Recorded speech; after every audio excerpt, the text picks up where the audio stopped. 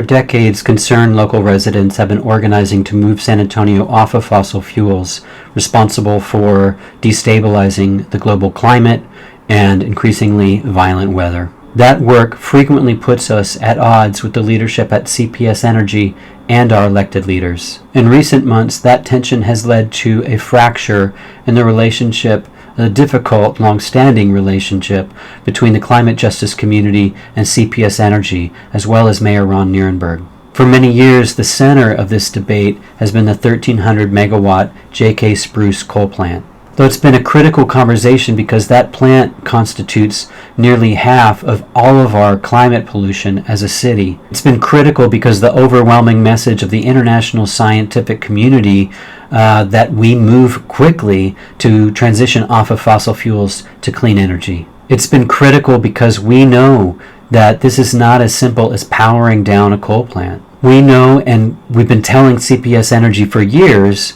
that we have an obligation in this transition to make sure that the lights stay on, make sure that the rates remain affordable, especially for those who are most vulnerable both to this increasingly violent weather as well as any potential price shocks from poorly executed climate plans.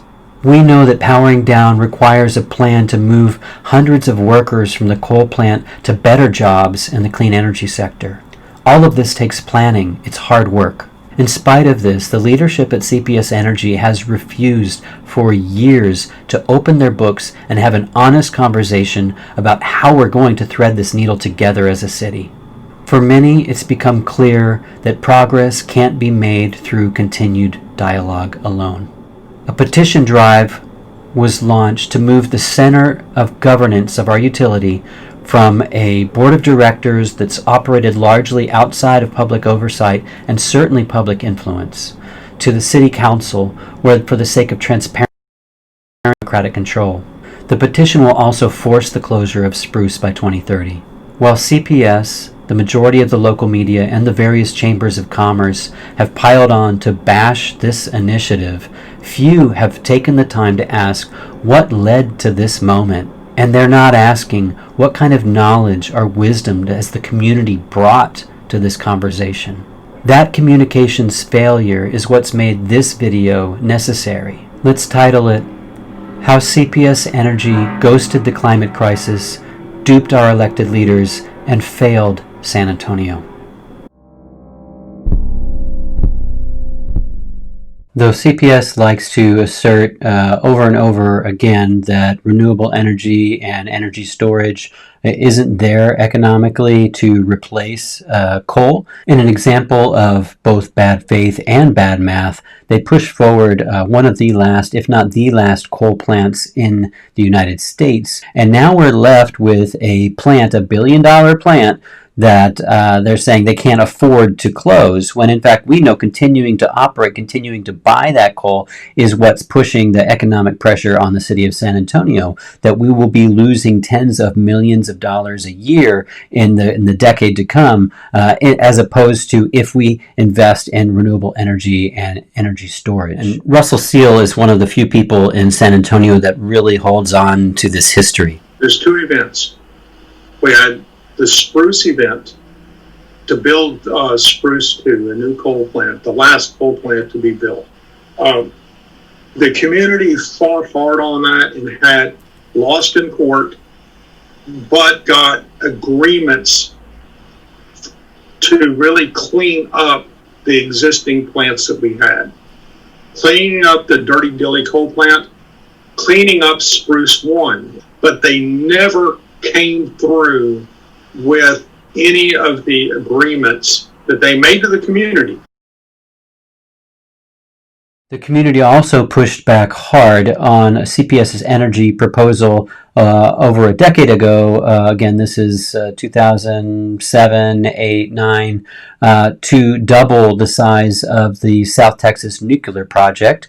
And here again, they argued that, that the energy was needed. We found out later it was not. Two, that it was going to be affordable. That early estimates were for about $6 billion. for these two new units. By the time this was over, that price tag had tripled, and it took a whistleblower and a lawsuit to get us out of that deal while CPS lost the community over $600 million in the process. They know and lie about the cost of the nuke. When they originally told us it was going to cost like 6.8 billion, then 9 billion, then 13 billion, and then right as we are putting out the bonds the day before, an NRC insider comes out and says CPS knows this is going to be $19 billion. Paul Williams was the CFO of CPS Energy, the highest ranking official, right under Chief Operating Officer, Chief Financial Officer. So 2017 rolls around, and Donald Trump announces he's beginning to pull the United States out of the Paris Climate Agreement. Well, communities like San Antonio around the country, counties, sovereign tribes, churches, big businesses are all saying, hey, we're still in this. We're still going to fulfill our obligation to the rest of the world and work together to avert climate crisis. As this declaration is being announced, CPS Energy steps forward, surprising most of those in attendance with this generous offer to underwrite the entire climate planning process. And they stay pretty, removed from the process. They don't have anybody at the table. They have somebody in the wings if there are questions. But one thing they don't do is the one thing that we ask them to do over and over again, including those of us on the steering committee, members of the Buildings and Energy Committee, and that is provide data about the coal plant. Here's what that frustration looked like at one meeting. It strikes me as odd that in this conversation where we've gone through this detailed process to get a greenhouse gas inventory that is scientific in nature, there's no transparency or review of that data, which would take place in a normal scientific process. And so it's fine if you guys want to say, look, the process is cut off, we're not moving forward. But for the steering committee to be able to have access to that data and at least understand, okay, what did we get in this inventory and what did we not get, and what is the actual number that's associated with something, not just the percentage. If people ask for something and they don't get it because you guys don't want to spend a lot of time on it, that we're going to keep having these conversations. And we're going to be wasting our time having these conversations instead of you guys wasting your time answering questions. But the city makes a fair point. They only have so much staff time. So I get it. So one of the first things that happens in the development of a climate plan is creating the inventory of greenhouse gases, right? You need to know what your target is. If you've got to get to zero by X date, how are you going to get there? And that's why having CPS data is so important. One of the frustrations that struck folks who were serving on the climate plan development is not only the lack of data, but then later seeing that a third of CPS's total emissions are being discounted, that there's a decision made that in order to compare, the structure of our plan to fit, what other cities are doing, that we're only going to consider a certain amount of emissions that are generated in San Antonio, but if we're selling them to people outside of San Antonio, not being considered. So there's over 4 million metric tons of CO2 every year that we're not counting for the new climate plan committees coming in to actually work on policy. Strongly suggest you look at CPS's full emissions, get that into the inventory, and look at area industry. Here we'll see that capital cement, 500,000 metric tons of greenhouse gases, not included in the inventory. Across town, Alamo cement, almost 1 million metric tons of greenhouse gas, not included in the inventory. And granted, that's getting into the bureaucracy kind of a plan creation process, whether that's CPS or a sustainability office or the mayor's office or what other kind of interests are moving and pushing here. But where we see CPS assert itself is after this plan is published and before it finally gets passage at the level of City Council. So here's Paula Gold-Williams writing to the Sustainability Office in April, a letter that the steering committee would not receive until August, when it was too late to really do anything about. rejecting this idea that there would be a committee to help CPS Energy reduce their emissions. Rejecting this language of eliminating fossil fuels in favor of a reduction in carbon. And rejecting a call for switching from gas to electric in existing buildings, rushing to the defense of the restaurant and culinary community. Needless to say, all of these recommendations are adopted, are in the second version before we know what hit us. So clearly the interests of CPS Energy, of CPS's CEO Paula Gold-Williams, were centered in this work from the beginning. Even the Express News editorial board picks up on this and says, I wonder why we're not talking about coal in our climate plan. Citing that April letter, they say, oh, well, clearly, here's the issue. They've been fighting this plan the whole time. In a document that talks about buildings and transportation and landfills as the primary sources of emissions, even the CPS Energy Board of Trustees get confused. And with a remarkable back and forth at one board meeting with board members saying, well, we can't do anything about this. Why are you showing us this plan? We're already at zero. This doesn't have anything to do with us. It's about buildings and cars. So now you kind of have this amazing situation where CPS Energy's leadership has done such a good job of hiding themselves, obscuring themselves within the climate plan, that they're forced to turn around and try to convince their own board that they exist within this emissions, this world of emissions, and that those emissions are actually pretty significant. Here's Ron Nirenberg, who, responding to an international moment and community effort to get climate change action and launch this climate plan, believing that the existing structural processes were the way to go, processes that had been disadvantaging community for years before he came into office. We didn't get the plan that we wanted. We got less advertised interim targets of 2030 and 2040 along the road to 2050, which are going to be critically important in holding CPS accountable. But now, with passage, Ron begins to suggest that it's time we can really get to work. And his success is really going to be found in the ability to realize the substance of this quote, the fulfillment of this promise that he made to a reporter at the San Antonio Business Journal.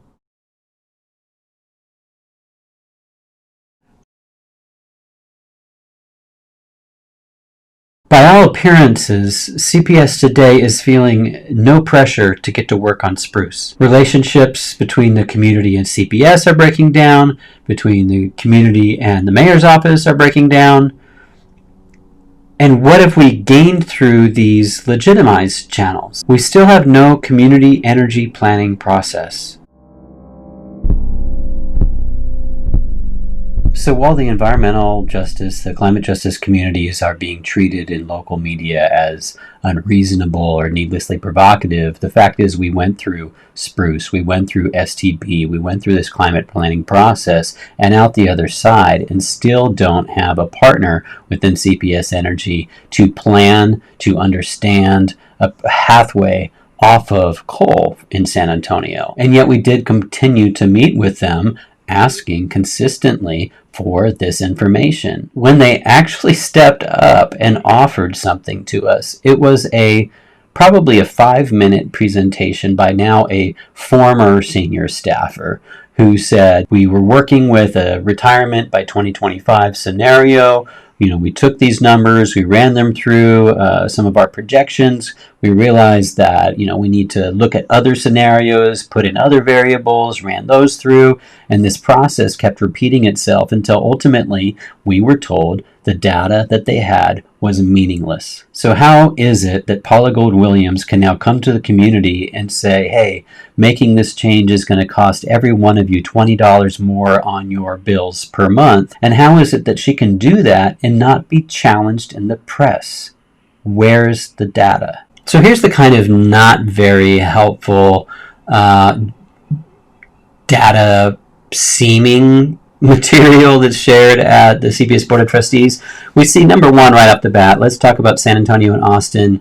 This purport to show average monthly bill in San Antonio and Austin. Number one, in Austin they have a progressive rate structure. If you keep your energy use under 500 kilowatt hours in a month, you're paying roughly 3 cents per kilowatt hour, as opposed to San Antonio's 7. If you keep it under 1,000, that 500 to 1,000 tranche there, you're paying about 6. So no contest. Next, we see Paula talking about this tripling of conservation spending, $7 more on an average bill. One, I don't know anybody advocating a tripling of conservation spending, but I certainly don't see a dialogue about, hey, what if we doubled our conservation spending, and what if we partnered with the city of San Antonio in jobs creations related to weatherization of homes? What if that doubling of conservation spending also kept 10,000 more people in their homes, able to keep up with their bills?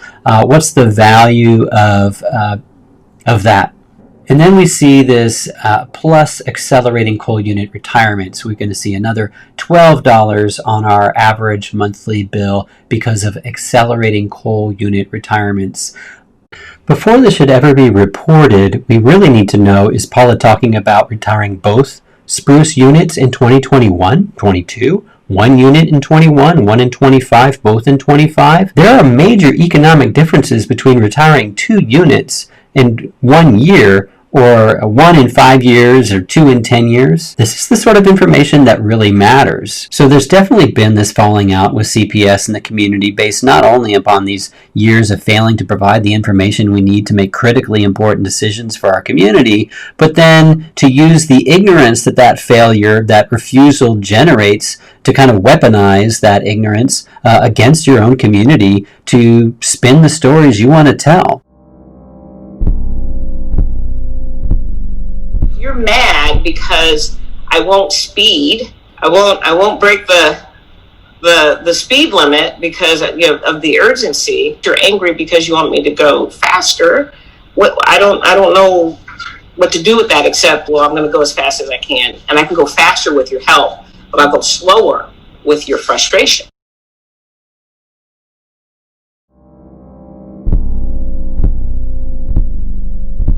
So here's Dee Dee Balmeros, a public citizen who's been really a leading force behind this petition effort, this initiative petition effort to force the closure of Spruce by 2030, move the governance of CPS Energy to the City Council, and you can expect that this will be on the ballot in May of 2021. I'm expecting more conversation on this at the bottom of this show, so sit tight. It's been 10 years that we've been meeting, discussing, and asking CPS Energy to develop a path to a more sustainable future for San Antonio without coal. They've been an unwilling partner for so long. The climate crisis isn't going to slow down. It's getting worse, and CPS Energy needs to take responsibility as our utility to develop solutions to keep the community safe. So that's why we're here. This is how we got to this point. They've really left us no other choice. While the struggle over the governance at CPS Energy plays out through this petition drive, there are a number of reforms that could and should be enacted now. And this council would be surprised, I suspect, to find out that there are tens of thousands of San Antonians who have their power disconnected every year for their inability to pay. This CEO has doubled the number of forced disconnections. This is 2003 to 2019. You'll see the last 4 bars here. That's Paula Gold-Williams' watch, where the disconnections doubled. Some may think, oh, this is an economic case. Well, here's the unemployment rate going back to 2003. You'll see that these last 4 years not only had the worst disconnections in terms of pure number, but are also took place during a period of very low unemployment. When the utility stopped disconnecting families from water and power because of the onset of the coronavirus pandemic, Paula's message to the media was frequently something like, oh, we don't disconnect people when it's too hot, or we don't disconnect people when it's too cold, or ending disconnections or putting a pause, that's not new to us. This chart shows the disconnections for the summer months of June, July, and August from 2016 to 2019. The top numbers are the average daily highs month to month. The other numbers are the disconnections. Those disconnects do not stop when it's hot. We have got to stop punishing and reinforcing poverty by ending forced disconnections in San Antonio. We can build upon the better programs at CPS like home weatherization and neighborhood solar to create opportunities for families and keep them safe in their homes. And we must reject Paula's argument that big businesses deserve to pay lower rates than working families. No rate hikes until the rates are fair. Clearly, we need to be discussing community planning around shutting down the coal plant and moving all the way to 100% renewable power. I'll go slower if we're arguing instead of getting things done. Tell me, why do people argue? Any other questions from the board? Differences of opinion, but we don't want to argue.